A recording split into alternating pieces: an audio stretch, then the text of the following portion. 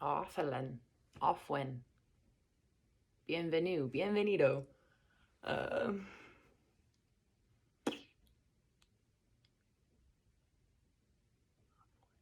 It's not Offwen. I think it's Ahlen. Ahlen. Ahlen Yarawid. Been doing Duolingo. One day I will learn Arabic. No, I'll just learn a lot of languages. Hopefully I'll figure out Arabic. Anyways, welcome. It's been so long. How have y'all been? It's just always gonna be so long.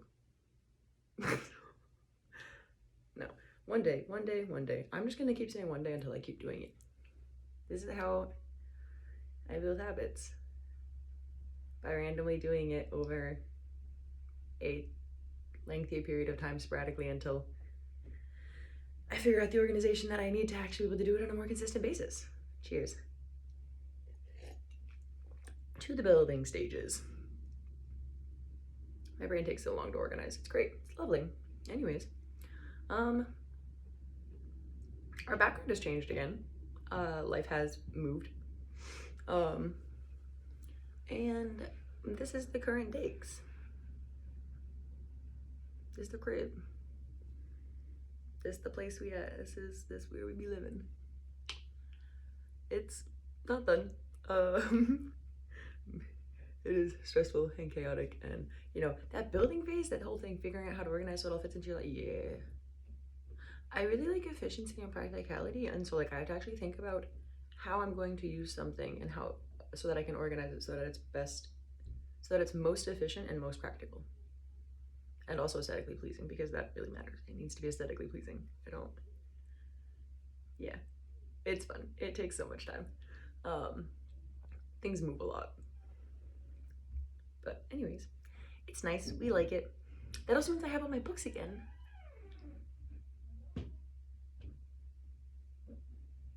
Hello. They are not here for me. That would be the neighbors. Maybe you can't hear it as much. Maybe you can. Who knows? Anyways, but I have my books back. So while we are, there it is. I was using one.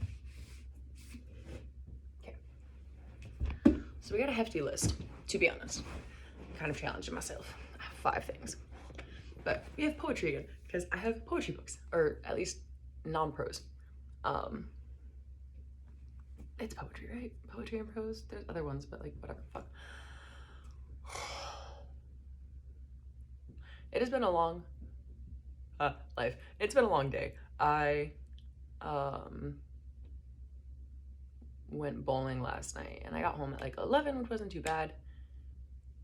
But then I had to wake up at 7:20 this morning to take my car to the shop, because cars are so much fun. So much fun. That's so much sarcasm there too, by the way. And it's temporarily fixed again, hopefully. Lastingly fixed again, because if this is a recurring issue, I'm gonna be very, very tired. But anyways, just been up a long time, and I'm probably gonna work tonight. It's gonna be a long day.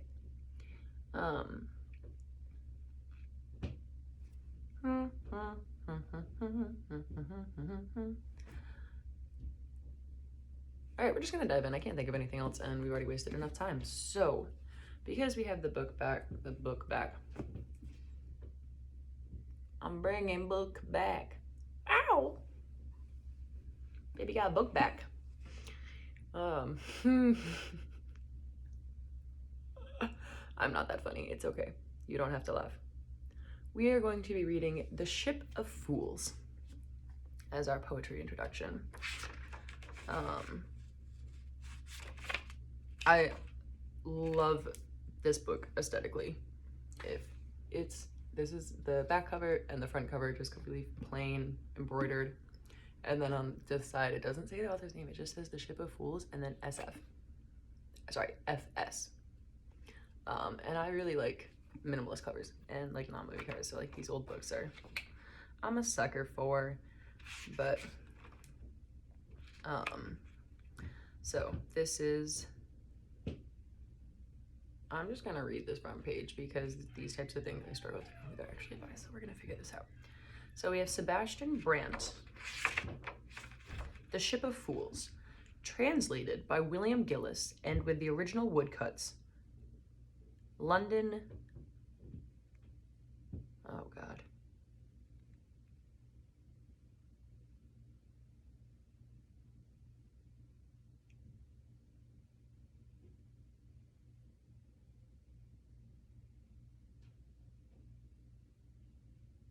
MCMLXX1. What does that? Oh, it's all the way over there. Lovely.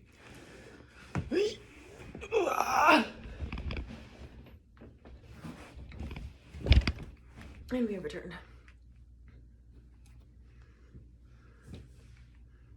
What did we say that was? MCMLXXI.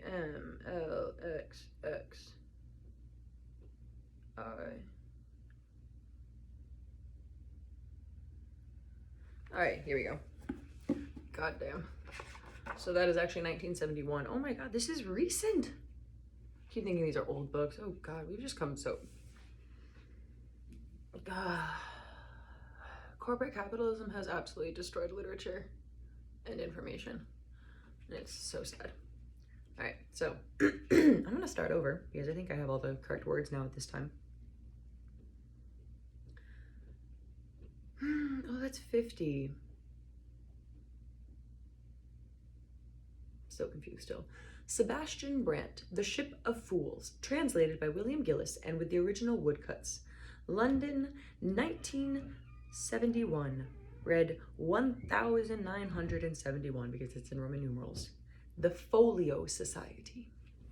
So I think it's The Ship of Fools by the Folio Society. But like translations, Sebastian Brant, I'm very confused. No, the Folio Society is definitely the publishing company because it's the copyright the Folio Society Limited 1971, printed in Great Britain. We hate the English. I am English, I can say that. Like, mostly English, clearly not by the accent, was not born and raised so very fucking American, unfortunately. But heritage, right?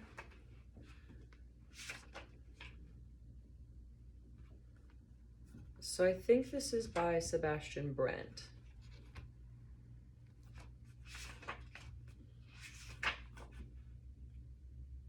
Yes. So first published in Basel in 1494. So this is much older. Das Narrenschiff of Sebastian Brant was an immediate and enduring success. The humanists of southwestern Germany greeted the Alsatian poem with great enthusiasm, one comparing the achievement to the Divine Comedy. The new reading public also liked the work. 6 authorized and 7 pirated editions appeared before Brant's death in 1521, and 30 had come out by 1630. The widespread of the popularity of The Ship of Fools is indicated by the translations and adaptations into other languages, Latin, French, Dutch, English, Low German, which swept Europe at the beginning of the 16th century. That popularity has lasted. Modern scholars, including in their tally a dormant period of 200 years, can count an average of 1 edition every 6 years since 1494. And the fact that most of the editions published after Brant's death in 1520 did not contain the woodcuts shows that the poem by itself could amuse the new broadened reading public.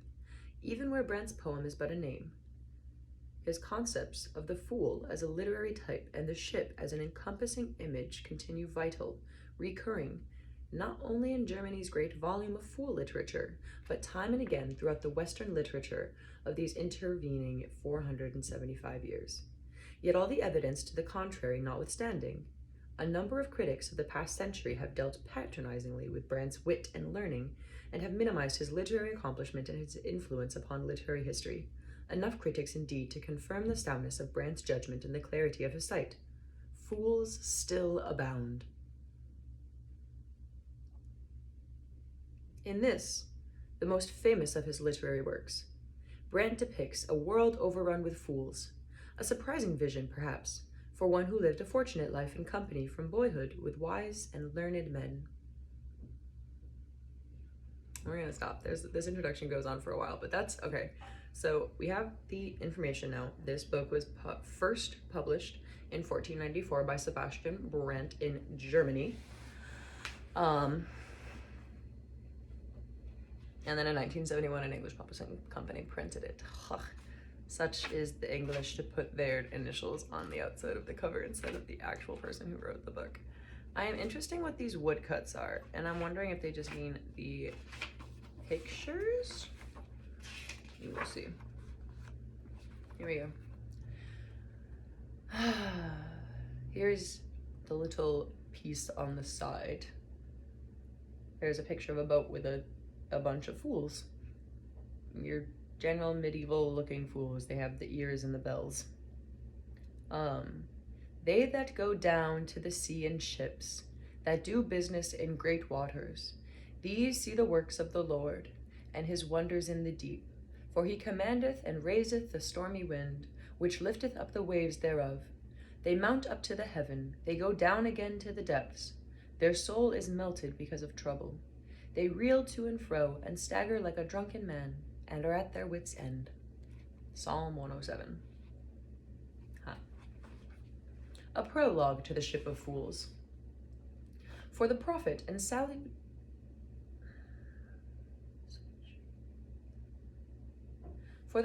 salutary instruction, admonition, and pursuit of wisdom, common sense, and good manners. Also for the condemnation and reproach of folly, blindness, error, and stupidity of all ranks and kinds of men, with special diligence, earnestness, and labor compiled at Basel by Sebastian Brant, Doctor of the Canon and of the Civil Law. All lands now know of Holy Writ. Okay. I don't know what that noise was. I'm sorry. I'm not sorry. Ooh. I do not apologize for my existence. I don't know what that noise was. It was a fun little treat for y'all. Fun stuff. All lands now know of Holy Writ, and books for cure of souls, to wit, the Bible, early fathers teaching, a quantity of holy preaching. Amazed I see mankind unmoved by pious writings unimproved, with scripture cast aside outright. The world lives on in darkest night, and men persist in sin most blind. On streets or highways you can find. I have to pause because first and foremost, if this is some Christian shit, I'm gonna lose my mind. I've never read this one.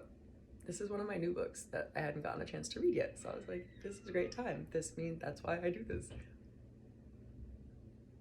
If they're just meaning fools as sinners, I'm going to lose my shit. We'll see.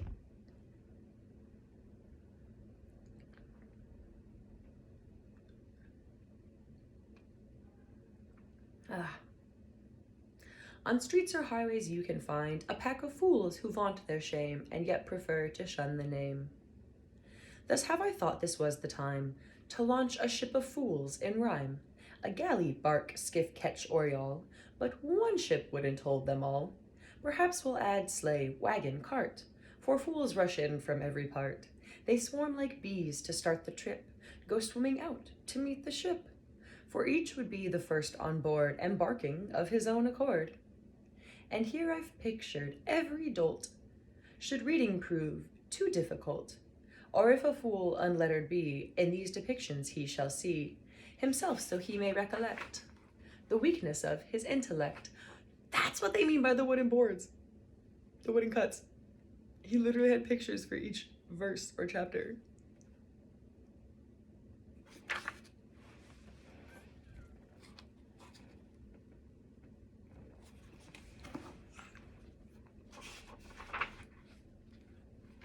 Okay. Or if a fool unlettered be, in these depictions he shall see himself, so he may recollect the weakness of his intellect. This work I call a looking glass, in which each fool shall see an ass. The viewer learns with certainty, my mirror leaves no mystery. Whoever sees with open eyes cannot regard himself as wise, for he shall see upon reflection that humans teem with imperfection. No, foolishness is ever bold, and fools themselves for wise men hold. But should a man himself despise, why then at last a fool is made wise. who fatuously wise would look, can stand godfather to my book, for certainly he'll fare the worse if he should set aside my verse. In great profusion he'll find here his brother fools from every sphere. He'll learn the purpose of his birth, why countless fools abound on earth, why wisdom is so highly deemed, why foolishness is not esteemed. Find here just how the world goes round, this little book is worth your pound. In earnest and at ploy and play, are fools aplenty, as I say. These lessons wise men can employ, while dolts their brothers dolts enjoy. Both rich and poor these fools will be, each ass his very kind will see. I fashioned fools' caps tall and pointed, for some who think they're not disjointed. And if I called them by their name, they wouldn't know it all the same. But let me hope that wise men all approve my prayer and earnest call, and in their wisdom's certainty will want to bear me surety. If of such knowledge sure I am, attacks of fools aren't worth a damn. The dunces all shall hear the truth, though it displease them all, forsooth. And well can we with Terence state, who spawns the truth gives birth to hate, who blows his nose both long and good, ad ultimum will draw forth blood, and gall will pour without control, when choler starts to play a role. So I'll not grace those with attention, who'll snap at me with vile contention, who take a well-meant lesson ill, prefer to nurse their choler still. My book is filled with oafs like these, whom no man's wisdom could could please. Indeed, my friends, it is the reason, Indeed, my friends, it is the season to give our first regard to reason. But blame me not with sundry curses, for nightly puzzling out weak verses, while all my subjects sweetly slept, or midnight assignations kept, carousing, bousing, heedless, free, and never gave a thought to me. Some rousted in the snow about, and came back home with frozen snout, while some engaged in childish play, and others far preferred to stay at home to puzzled bad accounts, at how a debit column mounts, scheming to balance it tomorrow, and that to someone else's sorrow, with chaffer cheats outright. That's where they find their chief delight. If in their words and works I find no solace to a burdened mind, then need I further explicate? In your kind hands lies my book's fate. Just why my lamp has burned so late, my mirror will forthrightly render their oafishness despite the gender. I won't confine myself to men. If cock's a fool, then so is hen. And I intend to strip the veil from female dunce as well as male. With fools' caps deck them outright aptly, put both the maids and men in motley. For nowadays milady's dress sets decency in deep distress. Her pointed shoes, frocks décolletés, the whole milk market on display. Her rolled up hair with rags adorned, locks laid in press, her coiffure horned. She bulls about a mighty beast, a nanny goat or cow at least. To all true ladies my excuse, I'll not expose you to ill use, for where I choose to place my blame is only on the foolish dame. You'll find a goodly part afloat aboard my metaphoric boat. Thus, reader, let me pray you look, see whether you are in my book, and if you're not, so may it be that you of cap and bells are free, Unless I'm guilty of omission, be patient, and with your permission, I'll make amends to put you there, and bring your cap from Frankfurt Fair.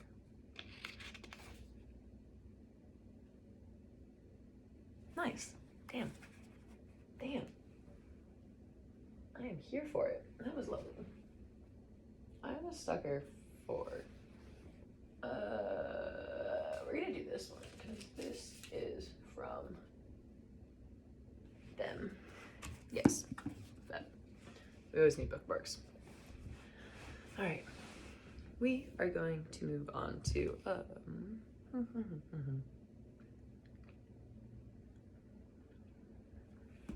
we really haven't done Samin Nosrat in a minute with Salt, Fat, Acid, Heat, and I love this book. So, we're gonna read from some of this, and then probably because of timing, we'll cut 5 down to 4. Because I spent a lot on that poetry, to be honest. It usually is only like 5-10 minutes. It was a tad more than that. But that's lovely.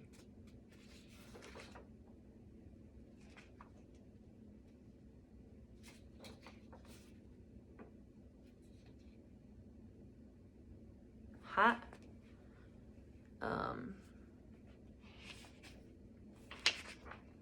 We were in Butters.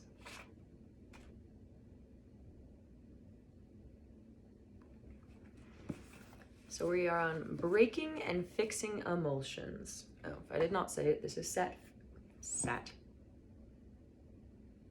My words are coming out very, we're just clomping them all together, skipping ahead.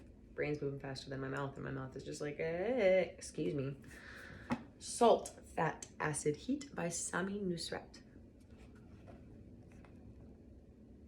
Breaking and fixing emulsions. Some emulsions will naturally break with time, and others will break if fat and water are combined too quickly. But the most common way to ruin one is to allow its temperature to swing. Some emulsions must remain cold and others warm, yet others must be at room temperature. Heat a vinaigrette and it will break. Chill a beurre blanc and it will break. Each persnickety emulsion has its comfort zone. Sometimes you seek to break an emulsion, as when you melt butter to clarify it. Other times it's a disaster. Heat a chocolate sauce too quickly and it will break into a greasy, undesirable mess that even I wouldn't pour over ice cream after the longest day. But as important as it is to be careful with emulsions, ruining one isn't the end of the world, and you almost always have some recourse. If the magic holding together your mayonnaise expires and your emulsion breaks, don't worry. The best way to learn how to fix a broken mayonnaise is to break it once, deliberately, so you can figure out how to salvage it. Here's the mind-bogglingly simple solution. Get out a new bowl, but keep the same whisk. If you have only one bowl, scrape out the broken mayonnaise into a measuring cup with a spout or, failing that, a coffee cup, and clean the bowl. Bring the clean bowl to the sink and spoon in half a teaspoon or so of the hottest water you can coax from your tap. Using your oily, eggy whisk, start whisking the hot water maniacally until it starts to foam. Then, treating the broken mayonnaise as if it were oil, add it drop by drop, continuing to whisk with the urgency of a swimmer escaping a shark. By the time you've added half of it back, it should start to resemble a proper mayonnaise again, perfect for slathering on a lobster roll. If this fails you, then begin the entire process over with the insurance a new egg yolk provides, and add the broken mayonnaise back in, a drop at a time. In the future, if, while whisking together any emulsion, you notice things start to head south, keep these tips in mind. First, as soon as you suspect that you are on shaky ground, stop adding fat. If the emulsion isn't thickening and the tines of the whisk aren't leaving visible tracks, then for heaven's sake, stop adding oil. Sometimes, all that's called for at this point is a good strong whisking to bring things back together. You can also add a few chips of ice along with the first whiffs of doubt. If you don't have ice on hand, a tiny splash of cold water from the tap will suffice to regulate temperature and keep the peace.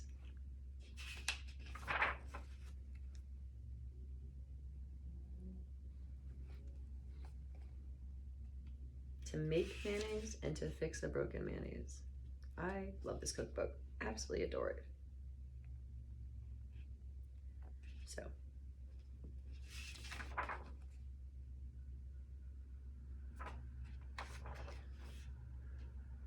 So quick to make a mayonnaise, just a lesson in fat and emulsion. So first things first, you measure out the right amount of oil and eggs.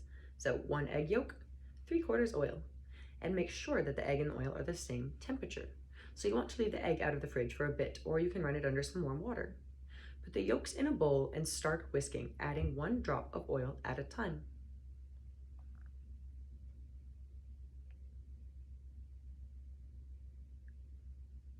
Then whisk and taste. Beautiful. And then you'll have to figure out how to fix a broken mayonnaise. The first step, though, of how to fix a broken mayonnaise is to stop. Take a deep breath. It happens to everyone. Mayonnaises break. They're an emulsion. Flaky and tender. 2 proteins in wheat, glutenine and gliadin, compromise gluten. When you combine wheat flour and liquid to make dough or batter, these proteins link up with one another into long chains. As dough is kneaded or batter is mixed, the chains develop into strong, extensive webs or the gluten network. The expansion of these webs is called gluten development, and it's what makes a dough chewy and elastic. As gluten develops, dough becomes chewier. This is why bread bakers use flours with relatively high protein content and work hard to knead doughs for long periods of time to create chusty, chewy country loaves. Salt also preserves the strength of the gluten network.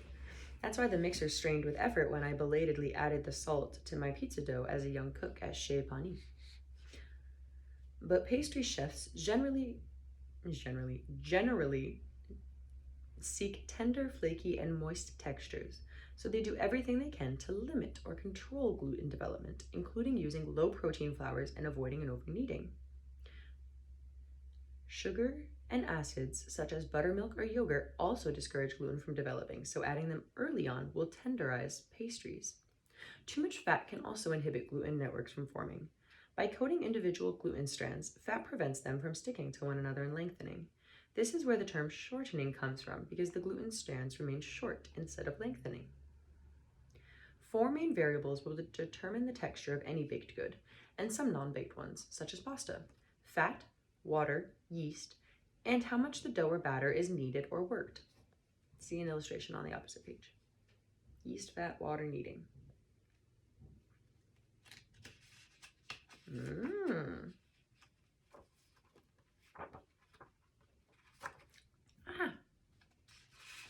The particular way and degree to which fat and flour are blended together, along with the type of flour and type of temperature of the fat, will also affect a pastry's texture. Short doughs are the epitome of tenderness, crumbling and melting in your mouth. Here, flour and fat are blended together intimately, resulting in a smooth, homogeneous dough. Many of the shortest recipes, such as shortbread cookies, call for very soft or even melted butter in order to encourage this now fluid fat to quickly coat individual flour particles, preventing gluten webs from forming. These doughs are often soft enough to press into the pan. Rather than crumbling, flaky doughs break apart into flakes when you take a bite. Think of classic American pies and French galettes, with crust sturdy enough to hold up to a mile-high pile of apples or juicy summer fruits, but delicate enough to produce thin, uneven flakes when sliced. To create that strength, some of the fat is worked into the flour, and a minimal amount of gluten is developed. To achieve the signature flakes of a perfect pie or galette crust, the fat must be very cold so that some of it can remain in distinct pieces. Roll out a properly made pie dough and you'll see the chunks of butter. When you slide the pie into a hot oven, the cold pieces of butter and trapped air and steam from the water released by the butter all push apart the layers of dough to create flakes. The flakiest pastries are made with laminated doughs.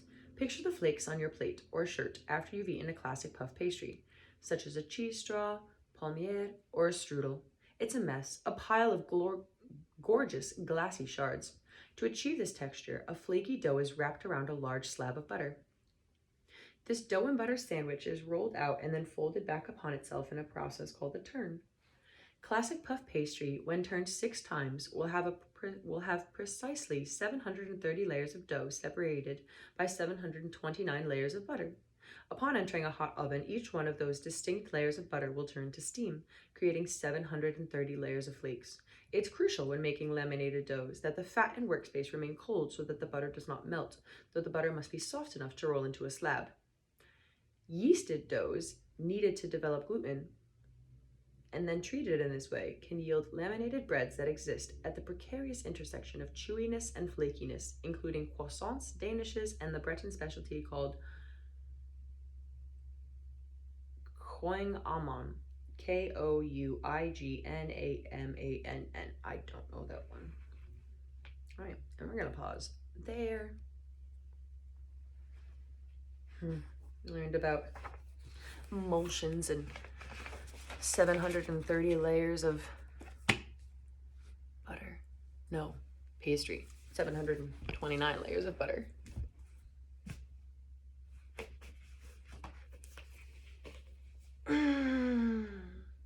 We have all my favorites today. I'm so happy. We're going to read Heaven in Disorder by Slavoj Zizek.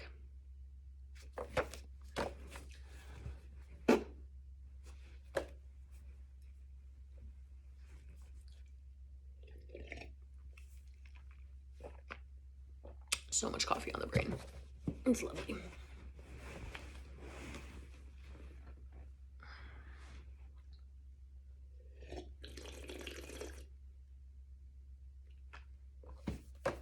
I slurp.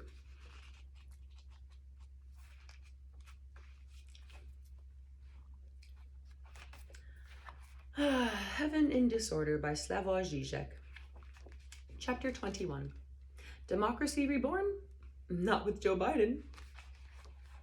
Democracy Reborn, the title of a book from 2007 by the historian Garrett Epps, is used in U.S. historiography to designate the time after the Civil War when all progressives joined forces to add Amendment 14 to the Constitution.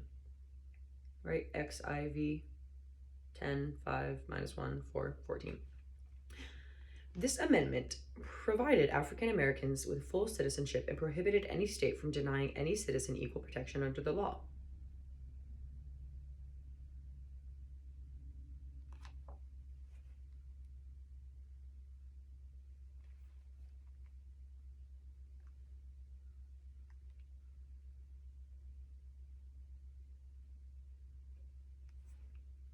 Seconds.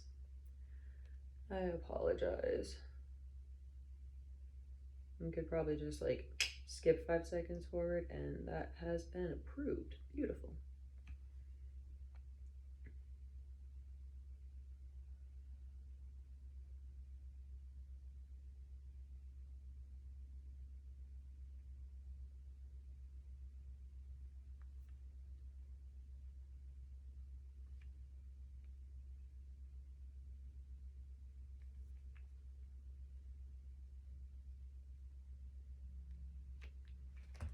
Lovely. Okay.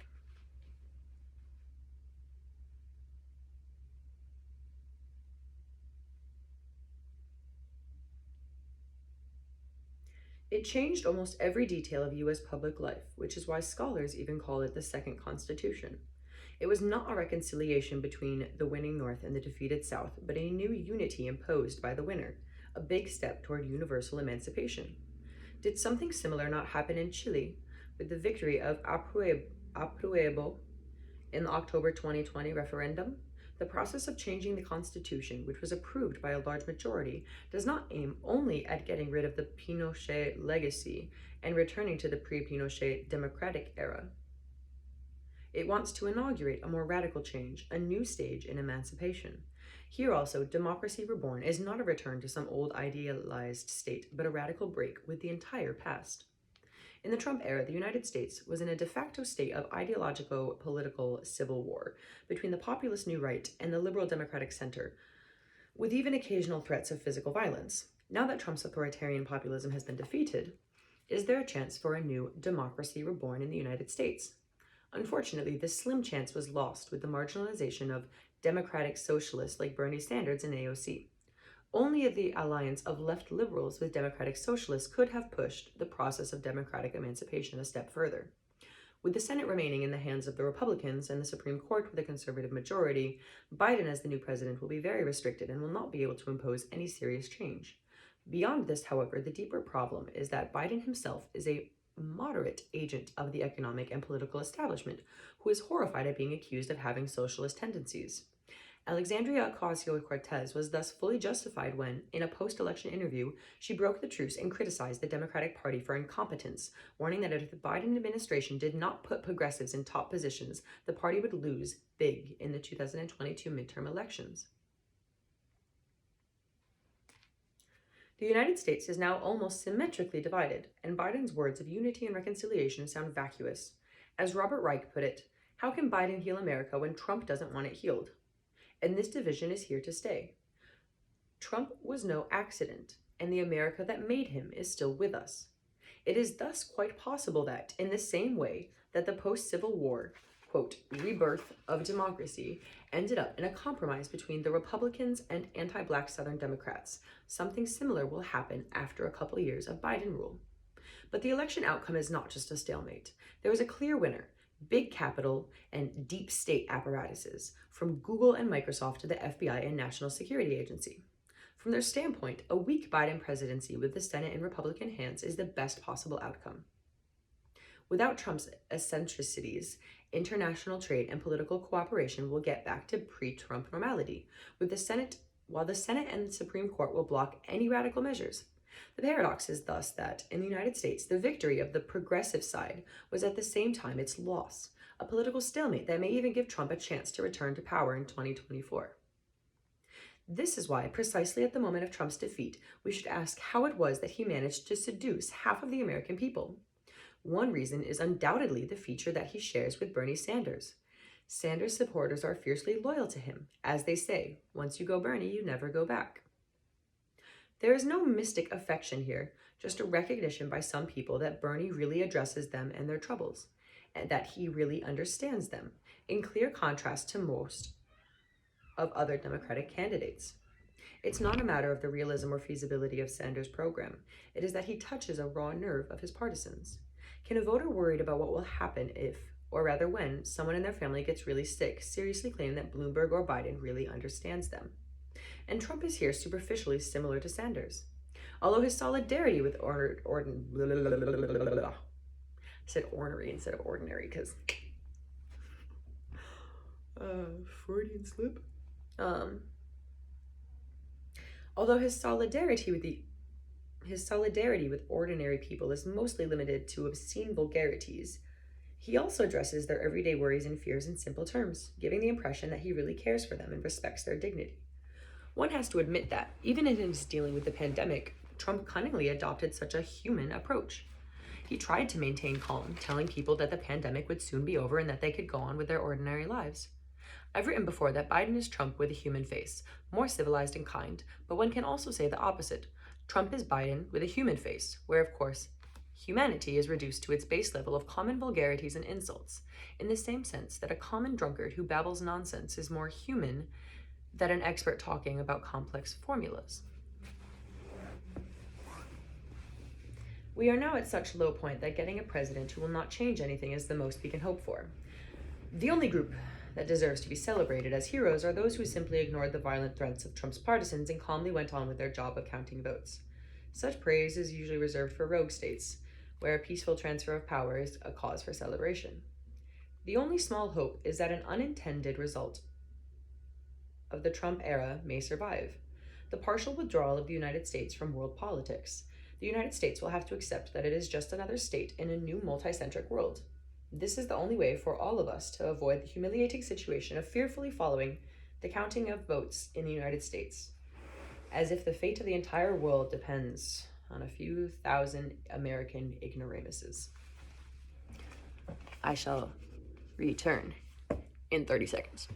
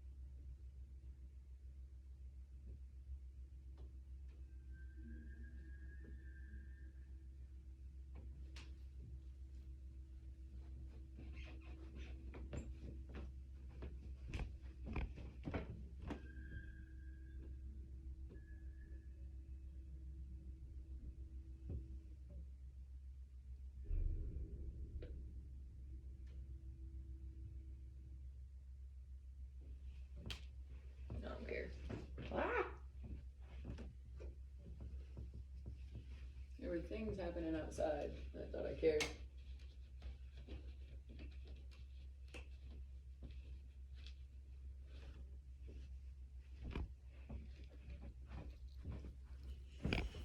Yeah, that was not 30 seconds, but you know, you get the gist. There were things happening. I wanted to make sure we're all good.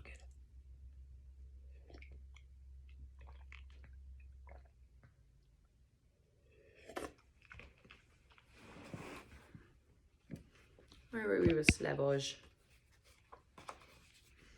Oh yeah, the American ignoramuses.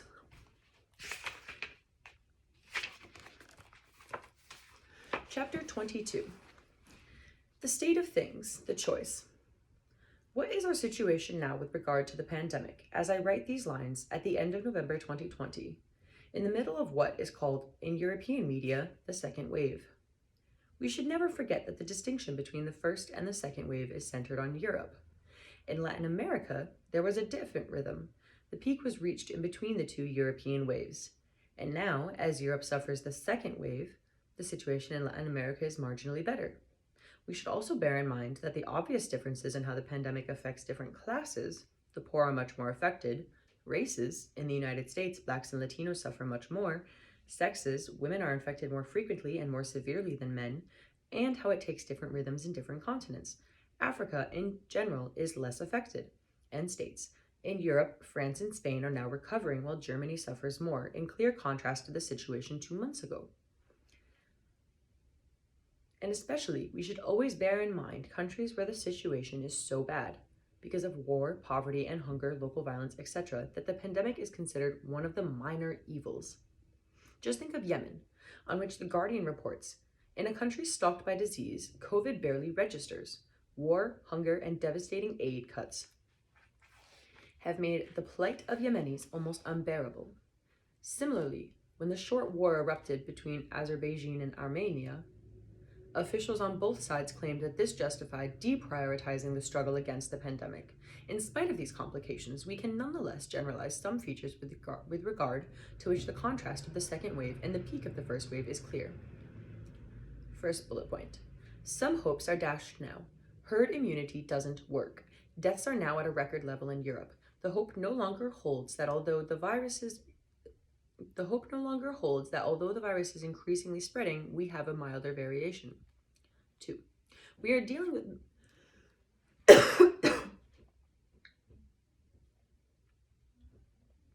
In spite of these complications, we can nonetheless generalize some features with regard to which the contrast of the second wave and the peak of the first wave is clear.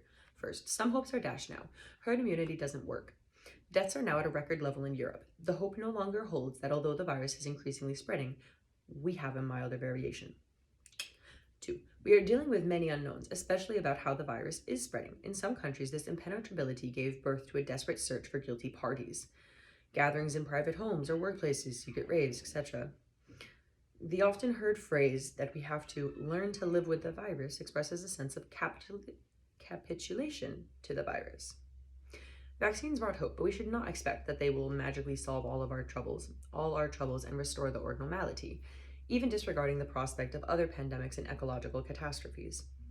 And the distribution of vaccines will be our biggest ethical test. Will the principle of universal distribution survive, or will it be diluted through opportunistic compromises? Which it was. 4.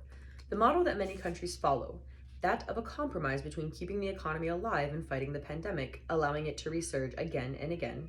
In Europe, Austria and Switzerland now want to reopen ski resorts, etc. More and more demonstrates its limits.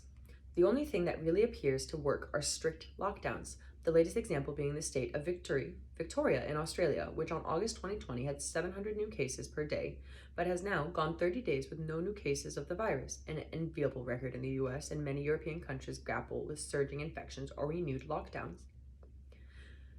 With regard to mental health, we can now, in retrospect, say that most people's behavior at the peak of the first wave was a largely healthy and normal reaction to a threat.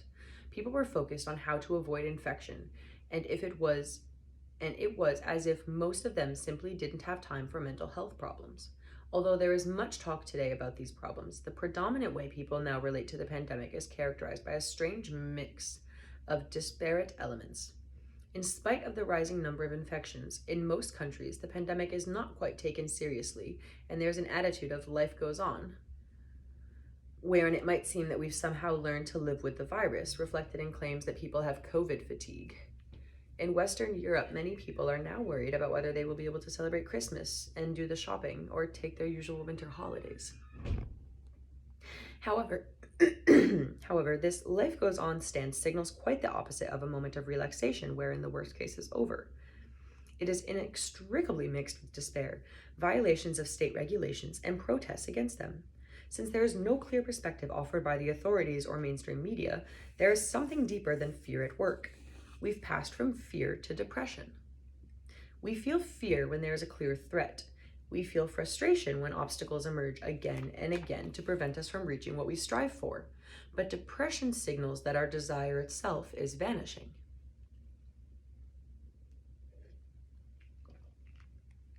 What causes such a sense of disorientation is that the clear order of casualty appears to us as perturbed.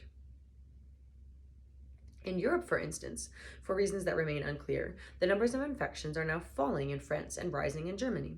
Without anyone knowing exactly why, countries that were a couple of months ago held as models of how to deal with the pandemic are now its worst victims. Scientists play with different hypotheses, and this very disunity strengthens a sense of confusion and contributes to mental health crises. What further strengthens this sense of disorientation are the many different levels on which the pandemic operates. Christian Drosten, the leading German virologist, pointed out that the pandemic is not just a scientific or health phenomenon, but a natural catastrophe. And one should add to this that it is also a social, economic, and ideological phenomenon. Its actual effect clearly combines all of these levels. For example, CNN reports that, quote, in Japan, more people died from suicide in November than from COVID in all of 2020. And women have been impacted most, end quote. But given that the majority of these individuals committed suicide because of the predicament they were placed in by the pandemic, their deaths can be considered its collateral damage. The links between the pandemic and the economy are evident in the Western Balkans, where hospitals are being pushed over the edge. As a doctor from Bosnia said, quote, we can do the work of 3 people, but not of 5, end quote. One cannot understand this crisis without the brain drain crisis, with an exodus of promising young doctors and nurses leaving to seek better wages and training abroad. The catastrophic impact of the pandemic is here clearly compounded by the emigration of the workforce. We can therefore quite safely conclude that if the COVID-19 pandemic is really to proceed in 3 waves, the general character of each wave will be different. In the first wave, our attention was understandably focused on our physical health, on how to prevent the virus from spreading out of control, which is why most countries accepted lockdowns and social distancing measures. Although the numbers of infected are much higher in the second wave, the fear of long-term economic consequences is nonetheless a predominant focus.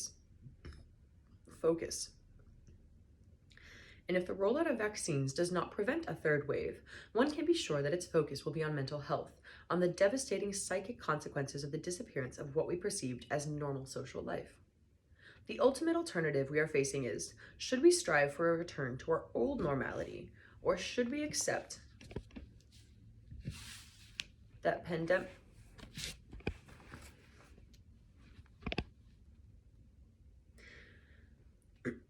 Should we strive for a return to our old normality, or should we accept that the pandemic is one of the signs that we are entering a new post-human era, post-human with regard to our predominant sense of what being human means? This is clearly not just a choice that concerns our psychic life, but one that is in some sense ontological, concerning our entire relation to what we experience as reality.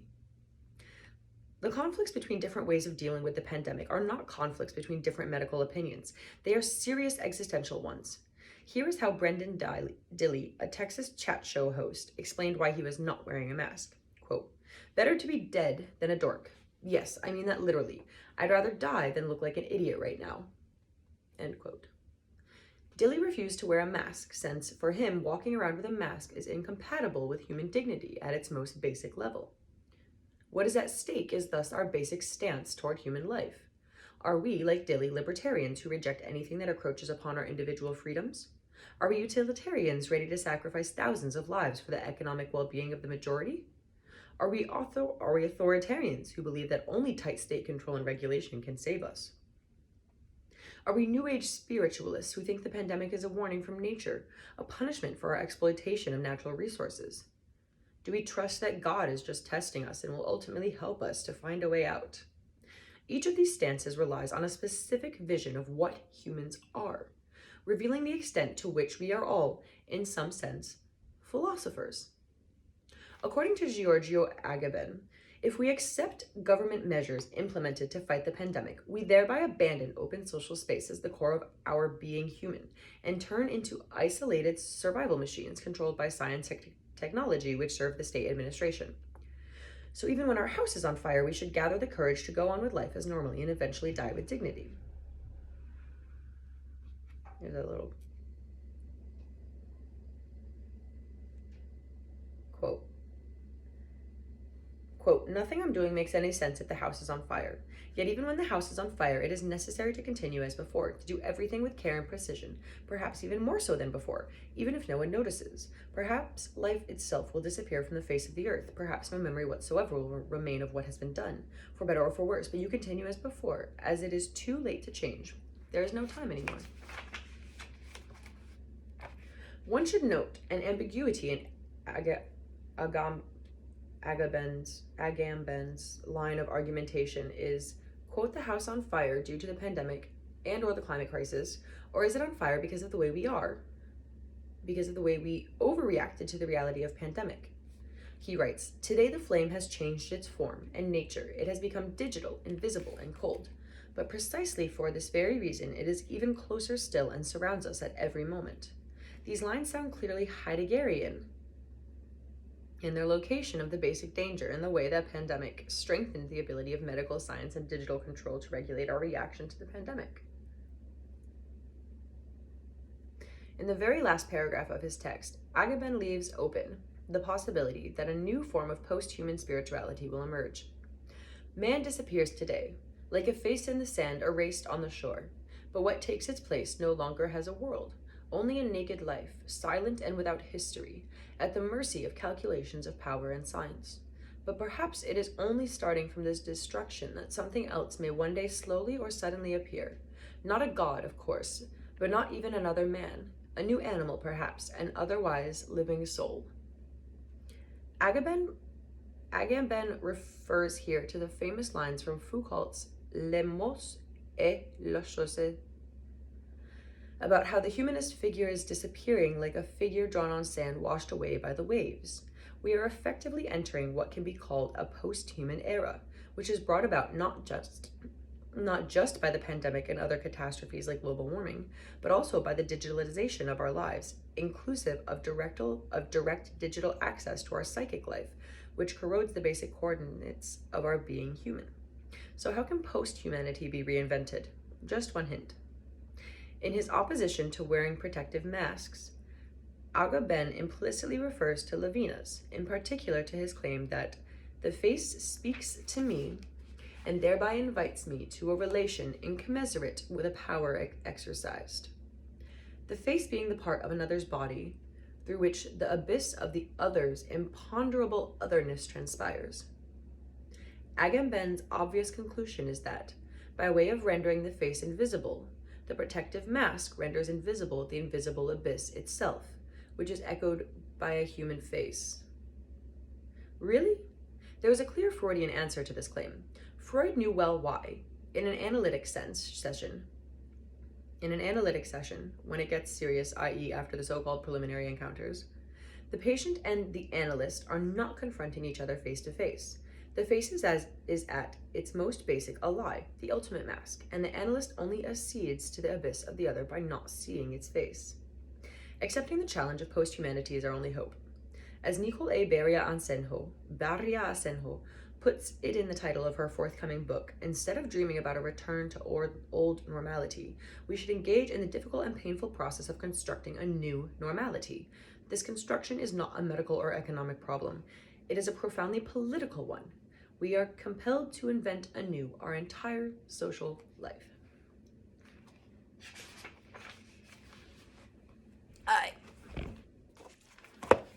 Whew. This has been fun. Quite enjoyed this. I'm gonna put this one back because, man, it's one of some I've been told that I've felt mixed feelings about them. We made it. We made it. I really love the shade of pink. So if you ever want to get the shade of pink, what you have to do is you have to bleach your hair. You have to dye your hair orange. Ginger. It was beautiful.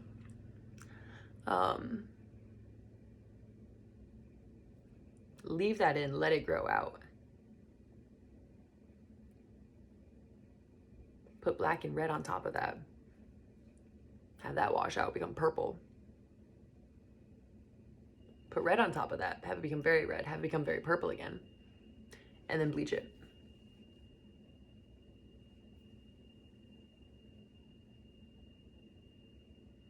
And then tone it, because otherwise you look like a creamsicle.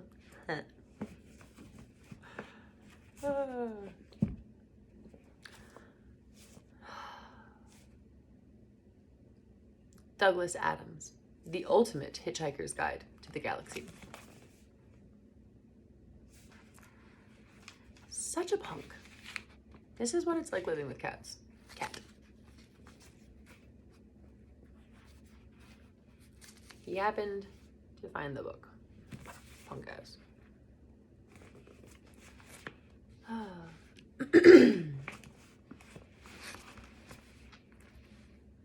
Chapter 20. 5 figures wandered slowly over the blighted land. Bits of it were dullish gray, bits of it dullish brown, the rest of it rather less interesting to look at. It was like a dried out marsh, now barren of all vegetation and covered with a layer of dust about an inch thick. It was very cold. Slavoj was clearly rather depressed about it. He stalked off by himself and was soon lost to sight behind a slight rise in the ground. The wind stung Arthur's eyes and ears, and the stale, thin air clasped his throat. However, the thing that was stung most was his mind. "It's fantastic," he said, and his own voice rattled his ears. Sound carried badly in this thin atmosphere. "Desolate hole, if you ask me," said Ford. "I could have more fun in a cat litter." He felt a mounting irritation.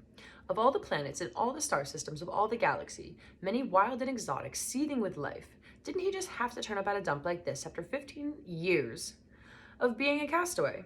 Not even a hot dog stand in evidence. He stooped down and picked up a cold clod of earth, but there was nothing underneath it worth crossing thousands of light years to look at. "No," insisted Arthur, "don't you understand?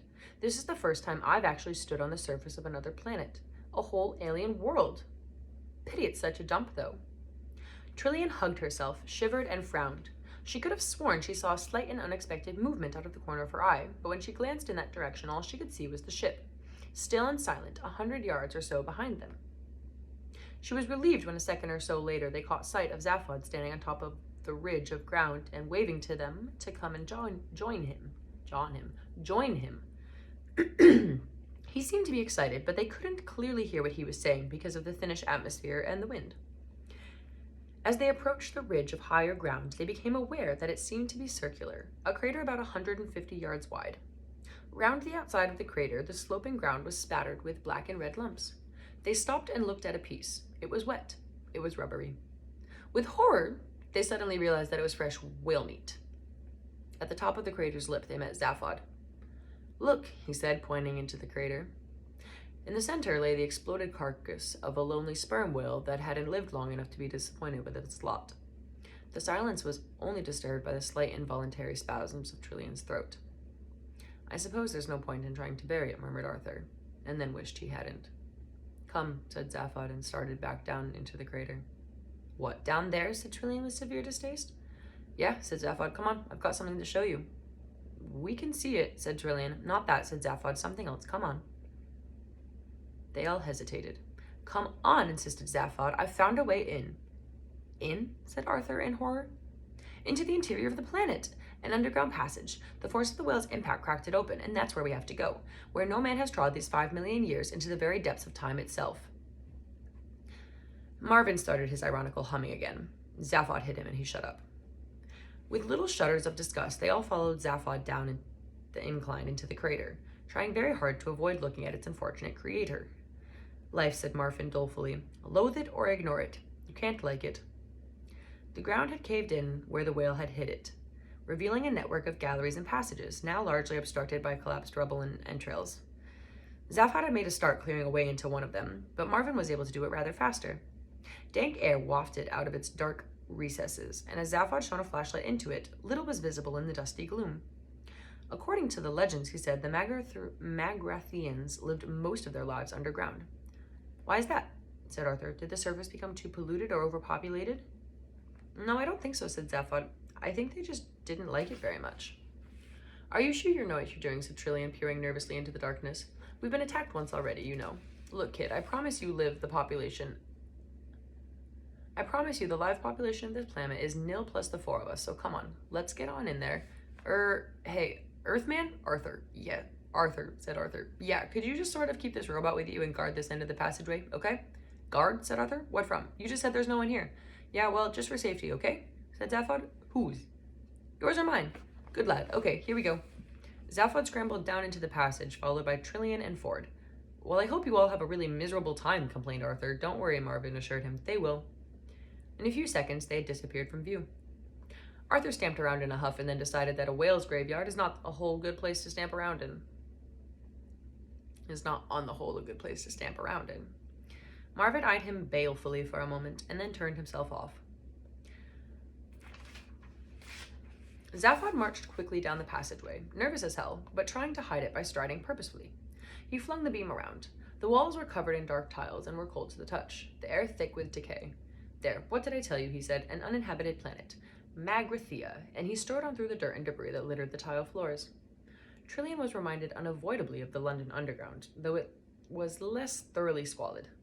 At intervals along the walls, the tiles gave way to large mosaics, simple angular patterns in bright colors. Trillian stopped and studied one of them, but could not interpret any sense in them. She called to Zaphod. Hey, have you any idea what these strange symbols are? I think they're just strange symbols of some kind, said Zaphod, hardly glancing back. Trillian shrugged and hurried after him. From time to time, a doorway led either to the left or right into smallish chambers, which Ford discovered to be full of derelict computer equipment. He dragged Zaphod into one to have a look. Trillian followed. Look, said Ford, you reckon this is Magrathea? Yeah, said Zaphod, and we heard the voice, right? Okay, so I've bought the fact that it's Magrathea, for the moment. What you have so far said nothing about is how in the galaxy you found it. You didn't just look it up in the Star Atlas, that's for sure. Research, government archives, detective work, few lucky guesses, easy. And then you stole the Heart of Gold to come and look for it with... I stole it to look for a lot of things. A lot of things, said Ford in surprise. Like what? I don't know. What? I don't know what I'm looking for. Why not? Because I think it might be because if I knew I wouldn't be able to look for them. What, are you crazy? It's a possibility I haven't ruled out yet, said Zaphod quietly. I only know as much about myself as my mind can work out under its current conditions, and its current conditions are not good. For a long time, nobody said anything as Ford gazed at Zaphod, with a mind suddenly full of worry. Listen, old friend, if you want to, started Ford eventually. No, wait, I'll tell you something, said Zaphod. I freewheel a lot. I get an idea to do something, and hey, why not? I do it. I reckon I'll become president of the galaxy, and it just happens. It's easy. I decide to steal a ship. I decide to look for Magrathea, and it all just happens. Yeah, I work out how it can best be done, right? But it always works out. It's like having a galactic credit card, which keeps on working, though you never send off the checks. And then whenever I stop and think, why did I want to do something? How did it work out how to do it? I get a very strong desire to just stop thinking about it, like I have now. It's a big effort to talk about it. Zaphod paused for a while. For a while there was silence. Then he frowned and said, last night I was worrying about this again, about the fact that part of my mind just didn't seem to work properly. Then it occurred to me that the way it seemed was that someone else was using my mind to have good ideas with, without telling me about it. I put the two ideas together and decided that maybe that somebody had locked off part of my mind for that purpose, which is why I couldn't use it. I wondered if there was a way I could check. I went to the ship's medical bay and plugged myself into the encephalographic scene. Green. Encephalographic screen. I went through every major screening test on both my heads, all the tests I had to go through under government medical officers before my nomination for presidency could be properly ratified. They showed up nothing unexpected at least. They showed that I was clever, imaginative, irresponsible, untrustworthy, extrovert, nothing you couldn't have guessed, and no other anomalies. So I started inventing further tests, completely at random, nothing. Then I tried superimposing the results from one head on top of the results from the other head, still nothing. Finally, I got silly because I'd given it all up as nothing more than an attack of paranoia. Last thing I did before I packed it in was take the superimposed picture and look at it through a green filter. You remember I was always superstitious about the color green when I was a kid? I always wanted to be a pilot on one of those trading scouts. Ford nodded. And there it was, said Slavoj, clear as day. A whole section in the middle of both brains that related only to each other and not to anything else around them. Some bastard had cauterized all the synapses and then electronically traumatized those two lumps of cerebellum. Ford stared at him aghast. Trillian had turned white. Somebody did that to you? Whispered Ford. Yep. But have you any idea who? Or why? Why? I can only guess. But I do know who the bastard was. You know? How do you know? Because they left their initials burned into the cauterized synapses. They left them there for me to see. Ford stared at him in horror and felt his skin begin to crawl. Initials burned into your brain. Yeah. Well, what were they, for God's sake? Slavoj looked at him in silence again for a moment. Then he looked away. ZB, he said quietly. At that moment, a steel shutter slammed down behind them and gas started to pour into the chamber. I'll tell you about it later, choked Slavoj as all three passed out.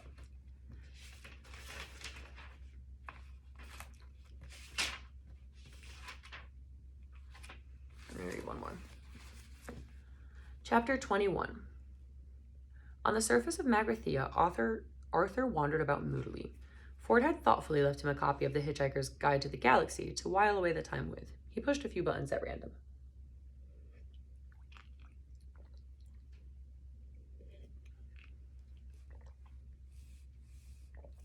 The Hitchhiker's Guide to the Galaxy is a very unevenly edited book and contains many passages that simply seemed to its editors like a good idea at the time. One of these, the one Arthur now came across, supposedly relates the experiences of one Vit Vujagig, a quiet young student at the University of Maximegalon, who pursued a brilliant academic career studying ancient philology, transformational ethics, and the wave of harmonic theory of historical perception.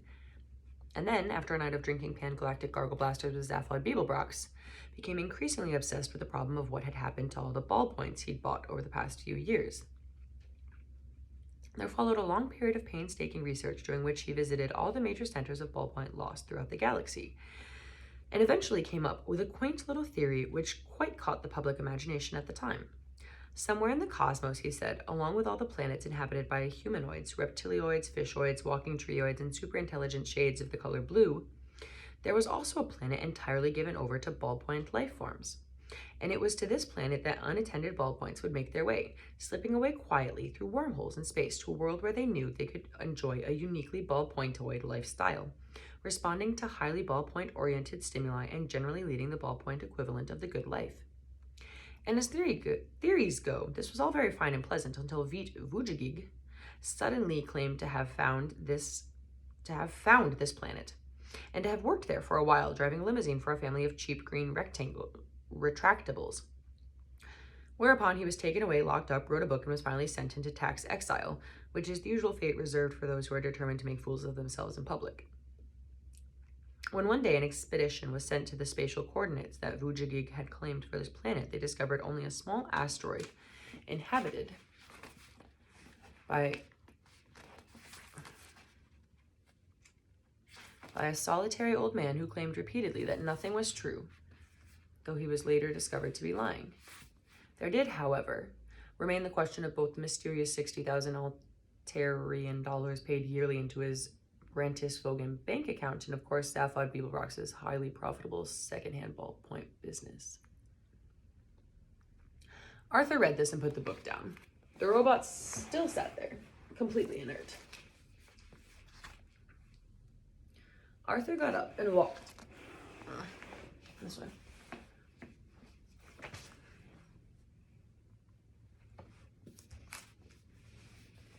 Arthur got up and walked to the top of the crater. He walked around the crater. He watched two suns set magnificently over Magrathea. He went back down into the crater. He woke the robot up because even a manically depressed robot is better to talk to than nobody. Night's falling, he said. Look, robot, the stars are coming out. From the heart of a dark nebula, it is possible to see very few stars, and only very faintly. But they were there to be seen. The robot obediently looked at them, then looked back. I know, he said. Wretched, isn't it? But that sunset, I've never seen anything like it in my wildest dreams. The two suns. It was like mountains of fire boiling into space. I've seen it, said Marvin. It's rubbish. We only ever had the one sun at home, persevered Arthur. I came from a planet called Earth, you know. I know, said Marvin. You keep going on about it. It sounds awful. No, it was a beautiful place. Did it have oceans? Oh, yes, said Arthur with a sigh. Great, wide, rolling blue oceans. Can't bear oceans, said Marvin. Tell me, inquired Arthur, do you get on well with other robots? Hate them, said Marvin. Where are you going? Arthur couldn't bear anymore. He had got up again. I think I'll just take another walk, he said. I don't blame you, said Marvin, and counted 597 billion sheep before falling asleep again a second later. Arthur slapped his arms about himself to try and get his circulation a little more enthusiastic about its job. He trudged back up the wall of the crater. Because the atmosphere was so thin, and because there was no moon, nightfall was very rapid, and it was, by now, very dark. Because of this, Arthur practically walked into the old man before he noticed him. And that, my dear lovelies, is where we will be stopping. It has been great. Have a blessed day. Thanks for joining me for your daily dose. We'll catch y'all next time. Bada bing. Daily dose of D. See you on the flip side.